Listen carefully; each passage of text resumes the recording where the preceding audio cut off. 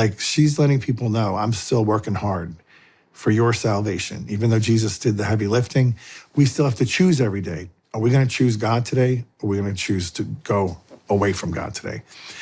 And I'm always telling people, in every decision we make in life, you have to have on the horizon, heaven is the goal.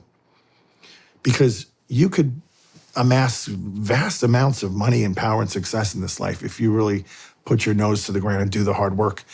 And you could come out, $350 million at the end of life.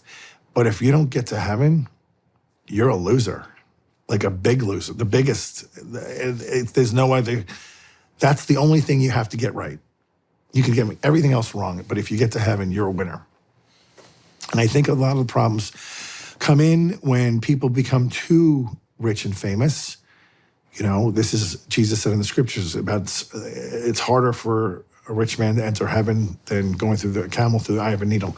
What does he mean by that? The problem I've experienced in my firsthand interaction with wealthy people is, not all, but many, most, I would say. You get to a point where you feel like, I'm so in control, I don't need anybody else, including God. Like, I'm covering all my bases, I'm good. And you kind of get deluded into thinking that you're the master of your own destiny, including heaven. That's a very dangerous place to be, because that's pride. And that's probably the one thing that will block you from getting into heaven, is if you think you're going to go toe-to-toe with Jesus on getting in. You die at the end of life, you leave it all behind. Nothing goes with you. So my big message is to people, and it's funny because John Rich, the country music guy, he just did a very long episode with Tucker where he talked about the book of Revelation. And he wrote a song about it to wake people up, because we're literally blind in these times to what's important.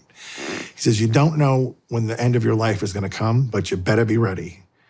And by ready, I mean prepared for heaven.